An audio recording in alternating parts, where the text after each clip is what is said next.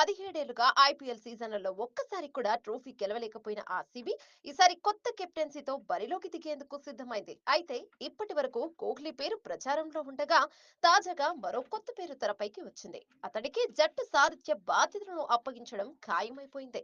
విరాట్ కోహ్లీ లాంటి star batter ఉన్నా ఆ జట్టు తలరాత ఇప్పటి వరకు మారలేదు.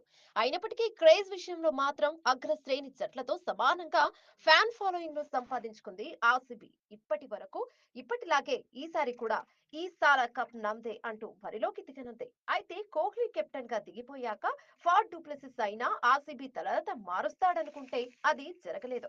దీంతో అతన్ని పక్కకు పెట్టేసింది యాజమాన్యం. ఈ క్రమంలో తాజా సీజన్ కు ఎవరు సారథ్యం వహిస్తారనే ప్రచారం గత కొద్ది రోజులుగా సాగుతూనే ఉంది. కోహ్లీనే మళ్ళీ సారథ్య బాధ్యతలు తీసుకుంటాడని అంతా అనుకున్నారు. కానీ సయ్యద్ ముస్తక్ అలీ ట్రోఫీలో మధ్యప్రదేశ్ కెప్టెన్ గా పాటీదార్ తన జట్టును ఫైనల్ కు తీసుకెళ్లడంలో కీలక పాత్ర వహించాడు. ఈ సీజన్ లో 9 ఇన్నింగ్స్ లో 428 పరుగులతో సెకండ్ హైయెస్ట్ రన్నర్ గా నిలిచాడు. ఐపీఎల్ లోను రజత్ పాటీదార్ తన బ్యాటింగ్ స్కిల్స్ తో ఆకట్టుకున్నాడు. దీంతో పాటీదార్ ను ఎంపిక చేసింది.